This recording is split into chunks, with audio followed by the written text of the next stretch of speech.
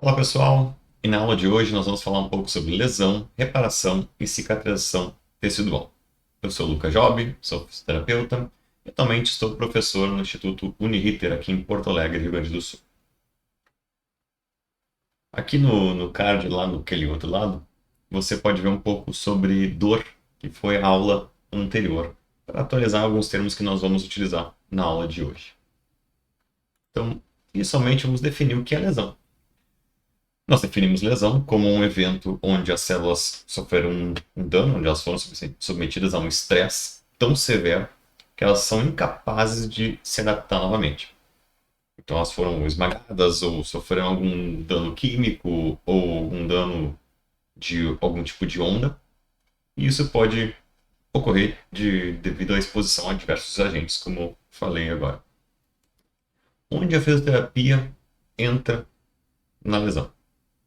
Então, todos os protocolos de reabilitação devem estar baseados nas respostas fisiológicas dos tecidos. A gente deve entender como cada tecido reage após uma lesão. Hoje, nós vamos revisar o apanhado geral, como qualquer tecido, um tecido geral, iria reagir após uma lesão. Nas aulas, na sequência das aulas, nós vamos ver como os músculos, os ligamentos e tendões e os ossos reagem à lesão e como é o processo de cicatrização deles. Compreendendo esses processos de cicatrização, a gente pode intervir diferentemente, com diferentes protocolos, em cada um dos tecidos, entendendo em qual fase da cicatrização e pós-lesão está aquele tecido. Quais são os tipos de agentes danosos? Pode ser o impacto interno e externo, pode ser hipóxia ou isquemia, agentes físicos, pressão, ou agentes químicos, como ácidos, agentes elétricos, um choque, infecções por bactérias e por vírus, por fungos, reações alérgicas, e como resultado nós vamos ter o apoptose ou necrose. Então aqui uma lesão famosa. Todas as lesões podem causar dor, elas podem causar um transtorno e uma incapacidade. E essa incapacidade ela pode ter custos físicos, emocionais e econômicos. Nós podemos perder tempo devido a uma lesão e, em muitos casos, podemos perder função. Como nós falamos na aula anterior, a fisioterapia ela tem como objetivo reestruturar a função parcial ou total após um evento de lesão. As lesões podem ser primárias, por exemplo, uma fratura, ou uma lesão secundária, que seria a resposta inflamatória àquela lesão. Então, se tem uma batida, houve um dano físico a um músculo ou a um osso, como no caso do Anderson Silva nessa luta, ele vai ter uma fratura, essa lesão primária, e a inflamação que se dá no local, aquele edema, é a resposta, que seria a lesão secundária. Inicialmente, nós vamos caracterizar lesões por alterações funcionais e morfológicas. O tecido está alterado e a capacidade funcional desse tecido também. Mas se o dano for progressivo ou muito severo, esse dano pode se tornar irreversível, levando a os dois tipos de morte celular que nós temos, que é a apoptose ou a necrose. Esse jogador é o Michael Leite e, por incrível que pareça, ele não quebrou a perna. Essa foi uma disputa de bola com o goleiro, agora não me lembro se o goleiro é o Felipe do Flamengo, não me lembro mais. Onde isso não foi assim, não foi uma entrada criminosa, não foi por maldade. Ele prendeu o pé no gramado e o goleiro foi na bola e o pé dele ficou preso e o peso do corpo dele caiu sobre o joelho. E ele não teve fraturas nem rupturas musculares, ele teve rupturas dos ligamentos. O colateral medial, a gente pode ver aí, os dois cruzados do joelho. Ele voltou a jogar bola depois, tá? Então, ele está bem. Essa foi uma lesão aguda. proveniente de um evento traumático, né, como uma entorse, luxação ou até uma fratura, no caso anterior do Anderson Silva. Nesse tipo de lesão, a gente vai observar a presença de três fases de cicatrização. A lesão vai causar um dano, e a gente vai ver três fases sempre. Já na lesão crônica, é um resultado de excesso repetitivo ou de incômodos de longa data, assim. Como, por exemplo, uma tendinite, uma bursite, uma artrite, elas vão se tornar uma tendinose, por exemplo, a da tendinite. Uma artrose, no caso da artrite. Isso vai cada vez... aquele ditado que diz água mole e pedra dura, é uma pequena dor, ela te incomoda naquele momento, e ela te incomoda depois um pouco mais, um pouco mais, um pouco mais, um pouco mais, um pouco mais, até que ela fica insuportável. Essa é a lesão crônica. Definimos como sintomas por mais de 90 dias, causada por esforço repetitivo, caracterizada por uma dor que vem aumentando progressivamente. Ela não precisa ficar nunca aguda, ela vai ficar sempre no platô e ela fica quase insuportável assim. E ela vai restringir a realização das atividades diárias do sujeito. Esse é o caso do Ronaldo Fenômeno. Podemos ter uma lesão aguda sobre uma lesão crônica. E entender assim, ele deveria ter algum tipo de lesão já no tendão patelar, que na época pode ter sido ignorada ou pode ter sido tratada com os meios que se tinha na época, com infiltrações e algo que inibia a dor, mas não tratava a causa, até que essa lesão aguda virou um problema crônico na vida dele, até levar a uma lesão pior, mais intensa, que foi a ruptura parcial do tendão patelar. A lesão aguda sobre a crônica, ela é resultado da lesão em um tecido previamente danificado ou já cicatrizado. Ocorre quando a carga aplicada é muito grande para o nível de reparo possível e para que ocorra o remodelamento do tecido. Um erro no tratamento ou as atividades inapropriadas para o período cicatricial, que, ao meu ver, pode ter sido algo que aconteceu com o Ronaldo Fenômeno até levar ele a essa lesão muito mais grave. Quando as lesões são irreversíveis, elas podem gerar ou necrose, onde a célula vai aumentar o tamanho, vai gerar edema, vão alterar as propriedades nucleares lá dentro do núcleo da célula. A sua membrana vai se danificar, a membrana que reveste a célula vai se danificar.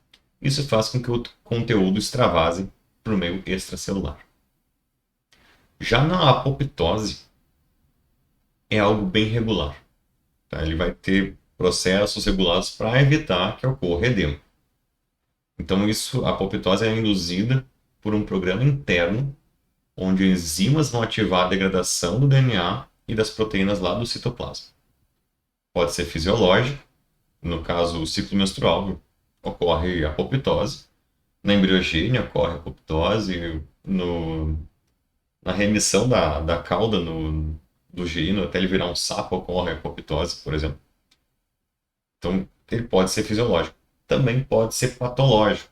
Então, em alguns casos, vírus podem induzir apoptose de células, tumores podem induzir apoptose das células.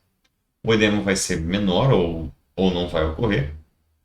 E por não ter as características de extravasamento do conteúdo celular tão grande, é difícil de detectar histologicamente lá no microscópio, fazer uma lâmina, enxergar. No microscópio é mais difícil de enxergar a apoptose, tá? Aqui uma tirinha só para a gente compreender como é que é a apoptose. Três células conversando e as duas aqui que estão em primeiro plano vão xingar lá do fundo. Você desonrou e você desonrou você mesmo. Então, e o seu organismo. E a célula responde, eu não mereço mais viver. E ela simplesmente faz a apoptose ou o harakiri celular.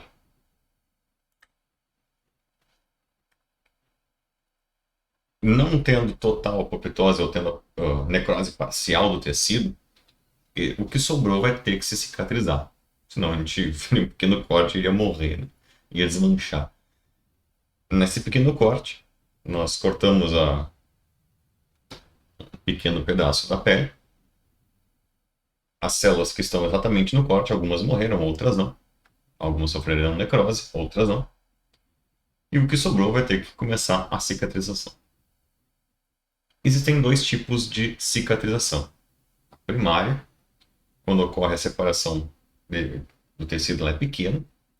Uma ponte celular vai unir as extremidades e vai fechar a ferida. Então, isso normalmente ocorre em pequenas feridas e em grandes feridas quando é feita uma incisão cirúrgica. Então, abre-se, é uma grande ferida, uma cirurgia, uma grande ferida, ela pode ser suturada e assim a cicatrização ela é ainda de primária, é considerada uma cicatrização primária.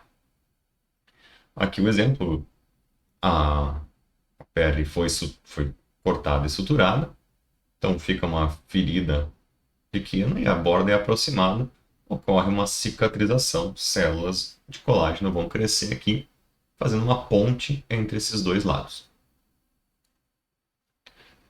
Já a cicatrização secundária, ela ocorre em extremidades do tecido que estão mais afastadas. Tá? Essa vai ocorrer uma produção de tecido cicatricial a partir lá do fundo. Digamos que rompeu o tecido e não houve carne suficiente para fazer essa sutura, essa emenda desses dois pedaços. Então essa cicatrização demora mais e pode haver um processo infeccioso. Normalmente a gente vê isso na prática em feridas de pessoas acamadas.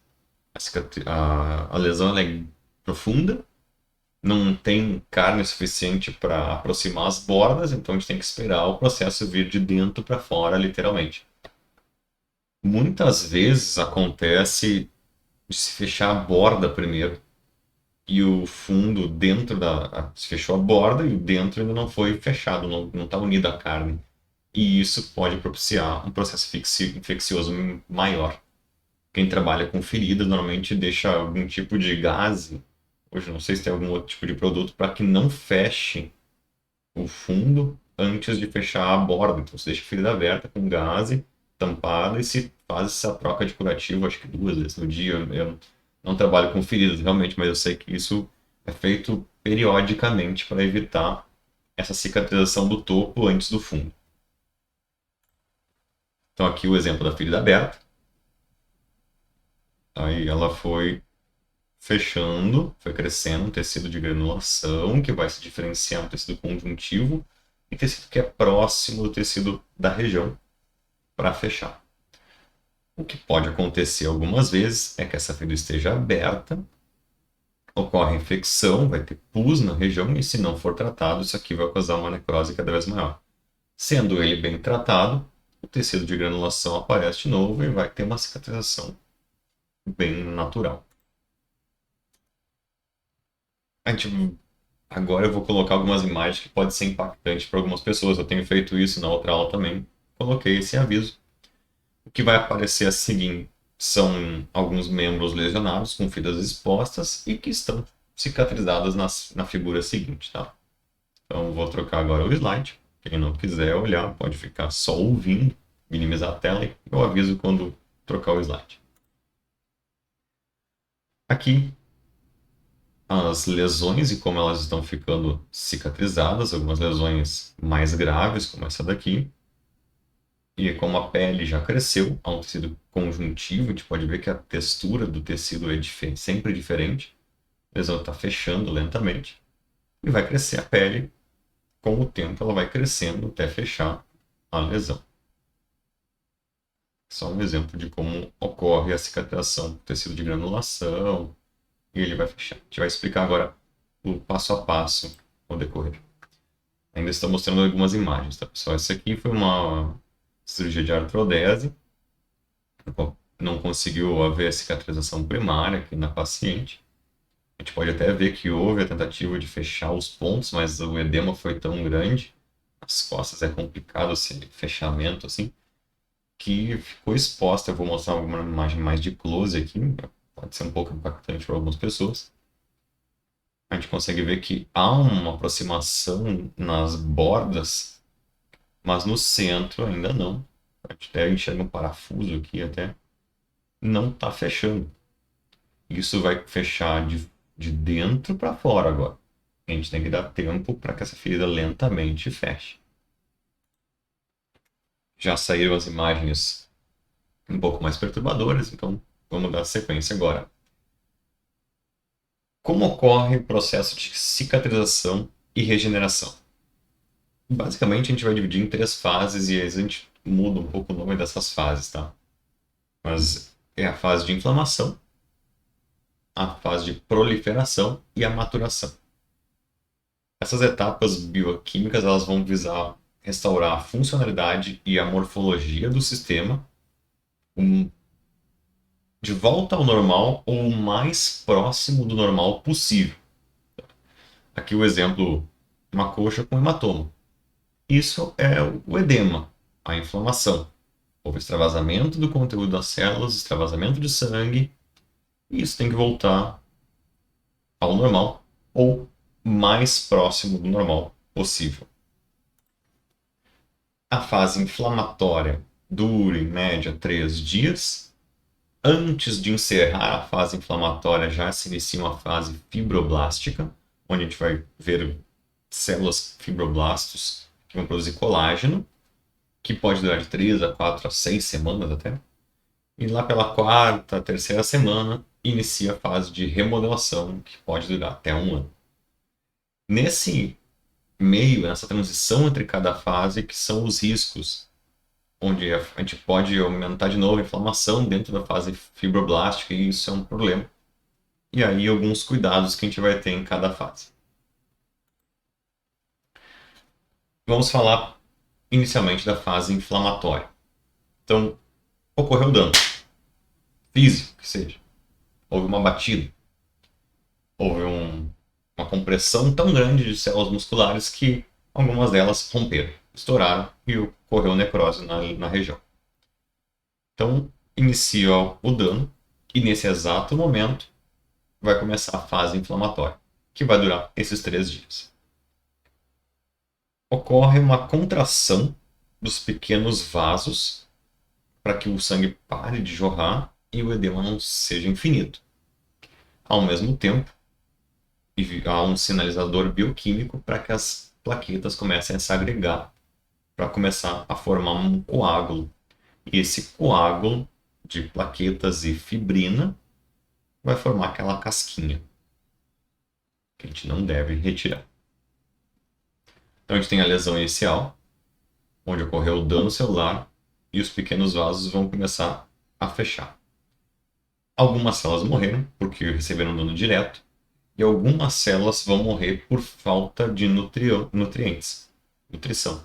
Porque esses vasos que deveriam estar nutrindo elas não estão nutrindo. Então, nesse momento, vão ocorrer algumas liberações químicas. Algumas alterações no meio extracelular provavelmente podem acontecer ou por sujeira ou porque o excesso de células morrendo pode alterar o pH do meio extracelular.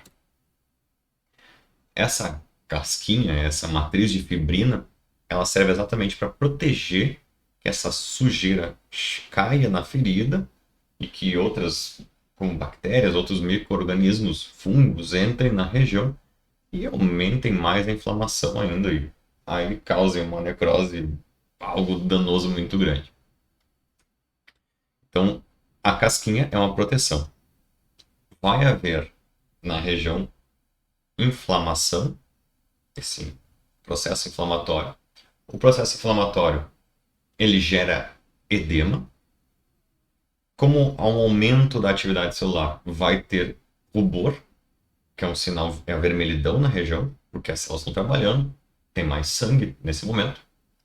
E como tem mais trabalho, tem mais atrito, tem mais atividade celular, terá mais calor. Então a região que tem calor, inchaço e vermelhidão, ela está passando por um processo inflamatório. Aqui, nesse desenho aqui, a gente pode ver que está se formando a casquinha. Está havendo uma limpeza das células mortas pelos macrófagos e alguns vasos estão ali cortados. Eles têm que começar a fechar esses vasos para que o sangue pare de extravasar. Como que vai formar esse coágulo agora? As plaquetas vão se aderir às paredes das células, tijolinho por tijolinho. Uma plaqueta vai colar na outra, vai colar na outra, vai colar na outra, e a fibrina vem junto, formando um tampão. Nessa região vai existir fibrinogênio, que vai se transformar em fibrina. Então, o coágulo com fibrina ele é mais viscoso, tá? Você já deve ter visto quando se alguém retirar um sinal, por exemplo, se alguém fez um pequeno machucado, coloca o band-aid, coloca alguma proteção e vai limpar no dia seguinte, ele tá viscoso, gosmento. É essa fibrina, tá? Ela tá ali e ela é viscosa por isso. Isso vai diminuir a irrigação sanguínea e vai parar o sangramento. Serve para isolar a região que tá machucada. Então, como a gente já disse, esse tampão isola, não deixa sair nada e vai evitar o sangramento, vai diminuir a infecção e vai abrir uma janela de tempo para que os macrófagos vão lá e comecem a limpar o tecido morto. Vamos fazer um breve resumo da fase inflamatória. Inicia imediatamente após a lesão. Ocorreu a lesão, é o sinal para que comece a fase inflamatória. Ela é necessária. Agora a gente vai discutir algumas coisas rapidamente. Ela dura em média de 2 a 3 dias e pode durar até 10 dias se houver sempre um novo evento que cause lesão e uma nova inflamação. Isso envolve o reconhecimento de patógenos, tá? E preparação para reagir contra eles, se alguma infecção estiver ocorrendo ao mesmo tempo. A fisioterapia vai trabalhar agora para reduzir a inflamação, mas deixar que ela aconteça. E isso é importantíssimo. Reduzir quando há excesso de inflamação, um edema muito grande que está prejudicando, causando alteração ou no aporte de oxigênio, reduzindo o aporte de oxigênio de tanta inflamação que tem, ou alterando o pH da região. Mas a gente deve ter inflamação, porque algumas respostas no processo de cicatrização só ocorrerão se houver lesão. Se houver inflamação. Eu vou arrumar aqui um pouquinho a câmera. Aí. Nós vamos dando sequência aqui. Então, tem um edema na região porque aumentou a permeabilidade vascular devido à lesão. Essa permeabilidade serve para trazer neutrófilos e monócitos que vão começar a fagocitar, junto com os macrófagos, as células mortas, proteínas livres e os corpos estranhos. O que habitualmente nós fazemos? Eu vou dar 10 segundos para vocês dizerem o que a gente faz. Vou pegar uma água ali. Então, o que habitualmente nós fazemos? Gelo. O que vocês acham do gelo? Eu sempre pergunto em aula. Tive uma lesão, eu vou colocar gelo. Depende. Depende do tamanho da inflamação. O gelo tira a dor. Sim, reduz a dor. Mas ele causa vasoconstrição, que diminui o aporte de sangue, que vai diminuir a quantidade de macrófagos, vai diminuir a quantidade de sinalizadores que a gente precisa para aquele momento. Quando usar gelo? Quando o edema é muito grande.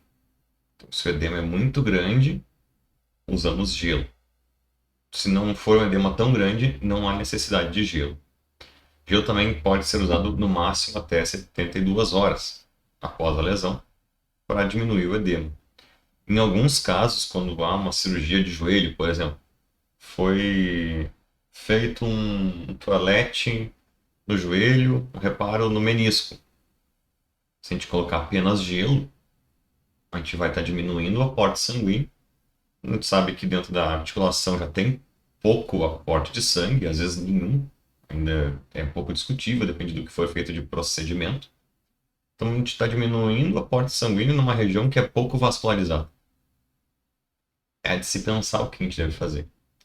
Em algumas cirurgias de joelho, quando é feito esse toalete no menisco, a gente usa gelo de um lado com calor do outro, para diminuir o edema num ponto e aumentar a absorção de sangue pelo outro, aumentar a vascularização no outro.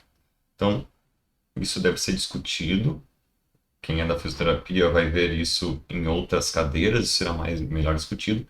Mas gelo, o ponto é, há um edema muito grande, vamos usar gelo. O edema não é tão grande assim, não há necessidade de gelo, pode fazer compressão e elevação, que já vai ajudar. Ultrassom, outra ferramenta da fisioterapia, que também deve ser usada com parcimônia. Hoje, o que nós sabemos? Que a gente pode acelerar a resposta inflamatória com o ultrassom e vai promover a liberação de histamina, aumentar a atividade dos macrófagos e monócitos e vai incrementar a síntese de fibroblastos e colágeno. Aqui tem duas referências que encontram essas respostas. Temos que saber se ele deve ser contínuo ou pulsado, como que usar, a intensidade, não é só apertar um botão e sair usando. Se a pessoa fez um pós-cirúrgico ou não, se é uma batida ou não, tudo isso conta. Ok? Não saia apertando o ultrassom e usando qualquer parâmetro. Tá? Não é o foco dessa aula, mas dá para usar o ultrassom, dá. Mas tem que saber como usar. Ainda nessa fase, ocorre a epitelização, que é a migração ou a proliferação de células epiteliais, pele, que estão na ponte da fibrina. Então elas vão começar a migrar de baixo para cima. Células mais jovens ficam mais profundas na derme, para rejuvenescer essa pele nova. Isso vai já iniciar nas primeiras 24 horas após a lesão. Alguns queratócitos e algumas células epiteliais e células tronco epiteliais vão migrando do centro da ferida para a borda para induzir essa aproximação de bordas, junto com essa neoepitelização. Essa camada é mais fina, obviamente, porque são células novas, porém ela já cria uma espécie de barreira junto com a casquinha que está ali em cima de fibrina e plaquetas. Nessa fase, o laser pode ser bem-vindo. Mesma ideia do ultrassom. Temos que saber como usar. Saber usar o laser é saber quais parâmetros, quais doses, qual o tempo e qual o comprimento de onda que a gente vai usar e que tipo de laser. O que se sabe hoje em dia é que o laser pode reduzir o processo inflamatório, ajudar no controle da dor, prevenir contra algum excesso de edema e principalmente as aderências. Tá? Ele vai reduzir as aderências que ocorrem pelo excesso de fibroblasto depositado, excesso de colágeno depositado. E é um processo não invasivo e totalmente indolor. Então, o laser é muito bem-vindo nessa fase. Ainda na reação inflamatória, a liberação de histamina, eu acredito que nós falamos anteriormente, para aumentar a permeabilidade da membrana, permitir que alguns agentes saiam dentro do vaso, como os neutrófilos, por exemplo, e os macrófagos. Então, a liberação de histamina. E essa histamina que é liberada para aumentar a permeabilidade dos vasos é que causa coceira, tá? Outros agentes que são liberados é a necrosina, que vai estimular a fagocitose, e a leucotaxina, que é responsável pela migração dos leucócitos para aquela região.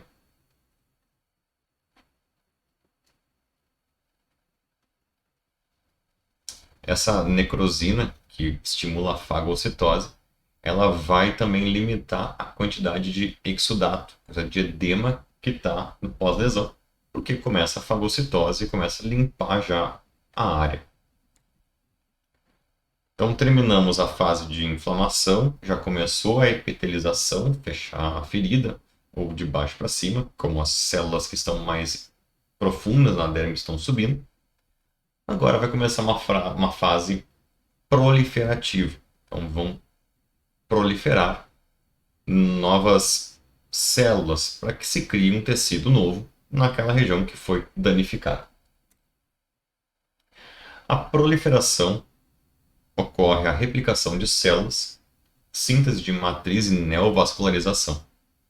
Esse processo tem início após o terceiro dia e pode durar de 3 a 4 semanas. O marco inicial são células, predominantemente os fibroblastos e as células de endotélio que estão migrando para a região. E nesse momento que a gente pode dizer, está cicatrizando. Aqui a gente vê alguns fibroblastos na microscopia óptica, aqui à direita da tela, de quem está olhando de frente. E aqui os núcleos dos fibroblastos vistos na microscopia feita à lâmina. Os fibroblastos vão produzir colágeno e tornar a ferida mais forte. Esse colágeno ele é fraco nesse primeiro momento. Ele vai se transformar ao longo do tempo. Essas células de fibroblastos elas vão migrar para o local da ferida dentro das primeiras 24 horas até 72 horas. E esse evento pode durar até 6 semanas. Elas são nutridas por novos vasos que estão crescendo na região, que estão produzindo essa fibronectina, que eu chamei de cimento, porque ele é responsável pela adesão das células, e o ácido hialurônico, que se usa para tirar as rugas, é responsável pela resistência e compressão. Então, todos esses elementos estão construindo agora células novas, formas de fazer uma célula aderir na outra para que elas não rasguem. Mas vamos lembrar que essa lesão é jovem, ela pode ser danificada, por isso que a gente fica com o membro parado, elevado, com compressão, muitas vezes um brace, para evitar o movimento que possa danificar novamente e reagudizar o processo de lesão. Os fibroblastos eles produzem a maior quantidade de colágeno. A matriz é modificada para poder fixar e imobilizar as células, que é o papel da fibronectina e do ácido hialurônico.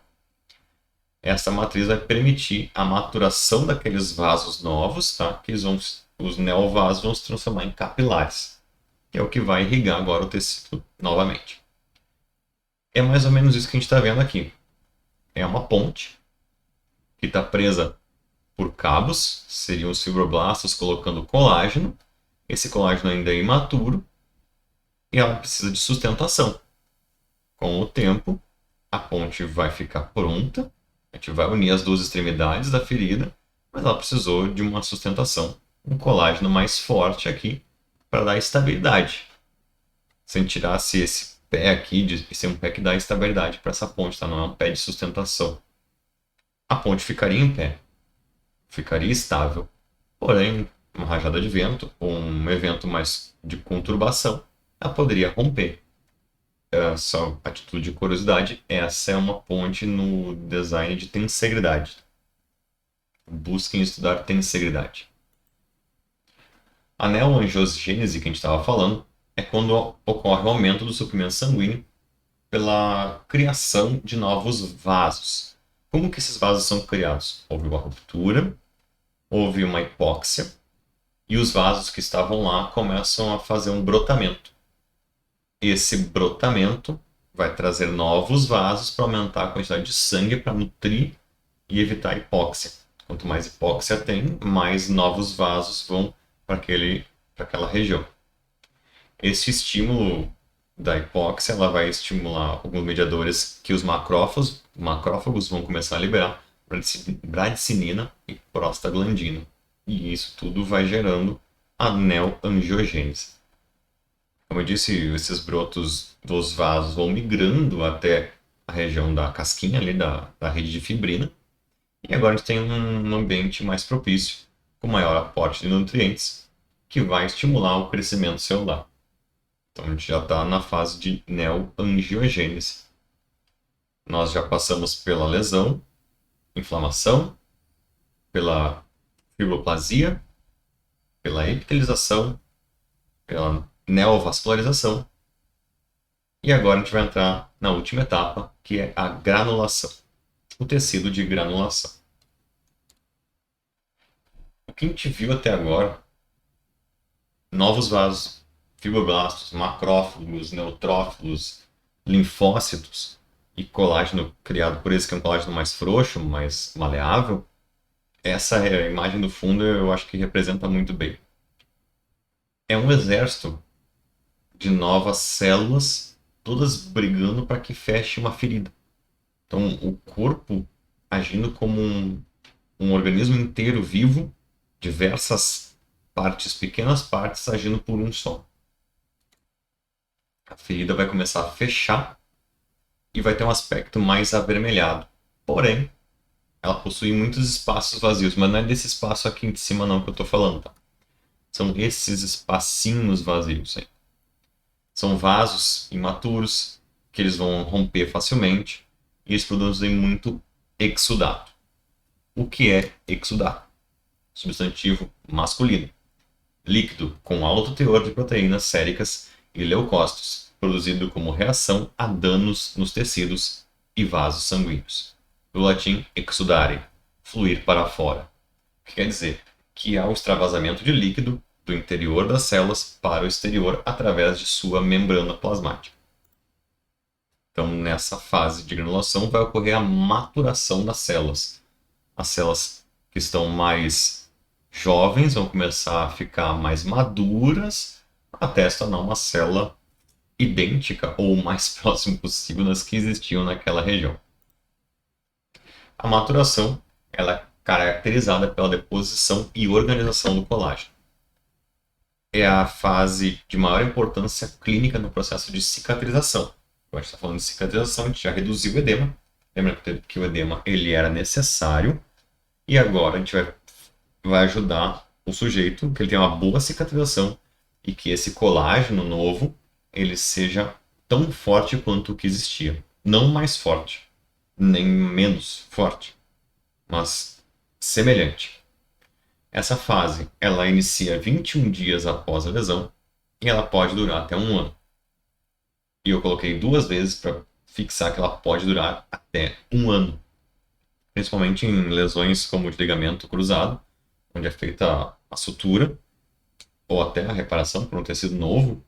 Isso demora para que o sujeito tenha a mesma qualidade de tecido.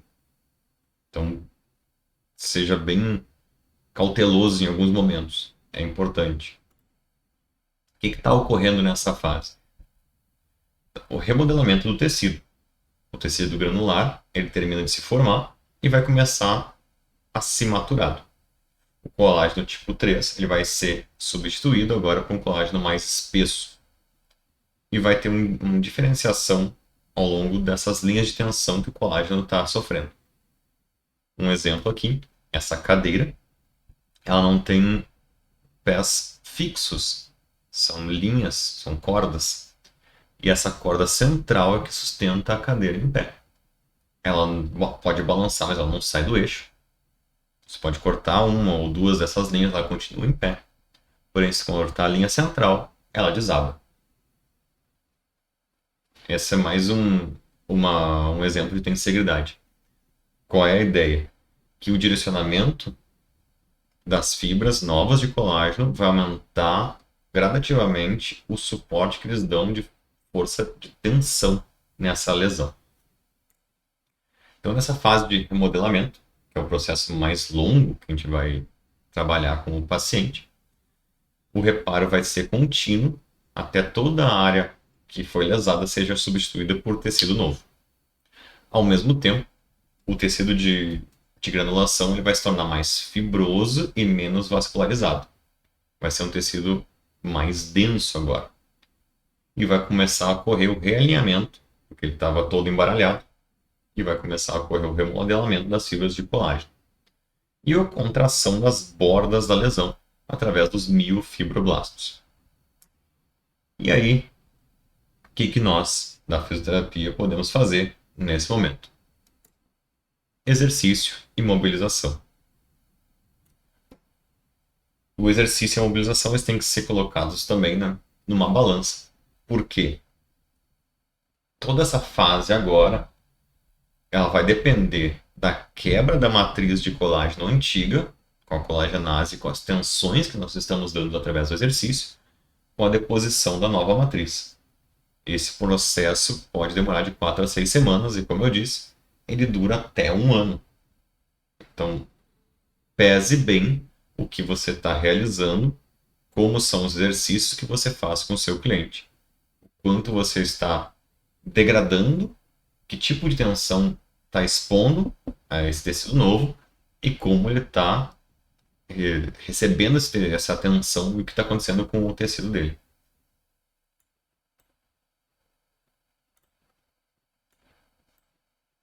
A gente vai ver muitas vezes na cicatriz cirúrgica um tecido avermelhado, logo depois que os pontos são removidos, demora 6, 8 meses essa segunda fase aqui, a fase mais intermediária. E para que ocorra o remodelamento total desse tecido epitelial e a pele tenha uma pigmentação semelhante, isso pode demorar um ano e meio, tá? Então esse remodelamento pode demorar anos, literalmente. Sempre vamos pensar que se houve lesão óssea, tendínea e muscular, esse processo demora mais ainda. E se houve ruptura de ligamentos, por exemplo, ou partes tendíneas, a propriocepção também será afetada. Tá? Isso é assunto para outra aula. Hoje é o apanhado geral. Após a resolução, fechou a ferida, ela está já totalmente fechada, tem que haver apoptose dos fibroblastos e dos miofibroblastos. E você sabe por quê? Pode até colocar aqui nos comentários se você acha qual é o minuto, agora é 42 minutos. O que você acha que está... Por que tem que acontecer a apoptose desses miofibroblastos? Basicamente, para que não ocorra mais pressão e mais tensão no local da ferida. Se eles permanecessem mais tempo ali, essa cicatriz ia ficar cada vez mais tensa e iriam ocorrer cada vez mais aderências. Então a síntese da matriz poderia resultar uma cicatriz hipertrófica ou um queloide, como essa da imagem aqui da foto. Você vê que dá para ver onde há linhas de tensão. Depois que isso está feito, ele só pode ser desfeito com o bisturi. Não adianta ficar passando mão ali, tem que ser algo que corte, que quebre o tecido, que desmanche. Ou quimicamente, alguns produtos químicos conseguem desmanchar lentamente também. Mas com fricção manual isso não ocorre. Tá? Fechada a ferida, chegamos na fase final da fase aguda, vamos dizer assim. Cessou a neoangiogênese, já cessou a ação dos fibroblastos e dos miofibroblastos, e a atividade química, bioquímica celular está voltando mais próximo do seu natural, do seu normal. O resultado é o fechamento completo, com restauração incompleta da força mecânica na formação da cicatriz. E aí vem um ponto. Ela está incompleta, ela pode romper alguns vasos, algumas porções futuramente. E se houver essa pequena ruptura, há uma sinalização para que ocorra uma nova inflamação, os fibroblastos venham de novo e vão depositar mais colágeno e vai começar a fazer aderências. E esse equilíbrio, lembrando daquela imagem da balança, que é o problema. Às vezes a gente acha que o paciente já pode, porque ele tem fazer um exercício, porque ele tem capacidade muscular, só que a gente vai estar estimulando que ocorram mais aderências naquela região. Essa balança é difícil de ser trabalhada e ela é aprendida muito com a experiência e quando a gente conhece já o limite do cliente. Vamos fechar aqui um resumão. A primeira fase, inflamatória e coagulação. O que está acontecendo? A área apresenta-se vermelha, quente, edema, dolorida, inchada e vai ficar até sem movimento, né? Vai ter dificuldade de imobilizar.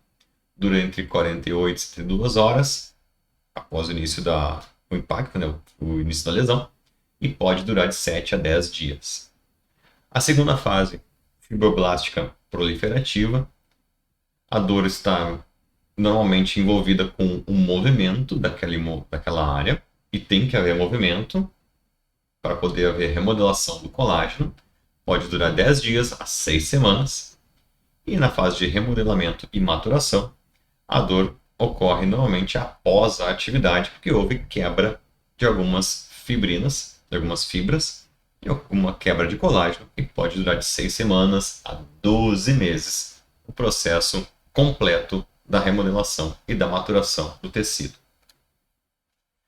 Aqui, um super esquema. É legal se você gosta de estudar por forma de esquema. Você pode copiar.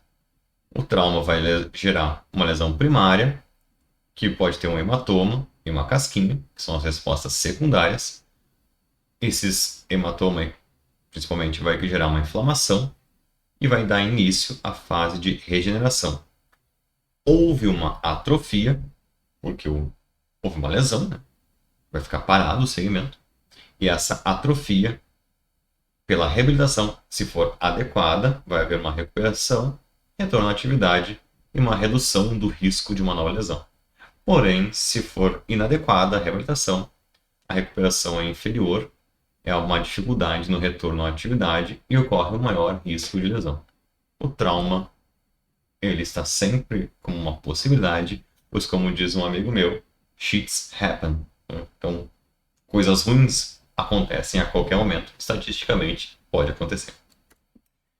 Para mais dúvidas, se você tiver, pode entrar em contato comigo pelo e-mail lucas.job@uniriter.edu.br ou nas minhas redes sociais, @l.job no Instagram.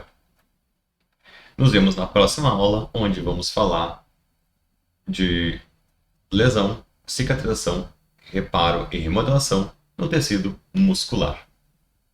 Até lá.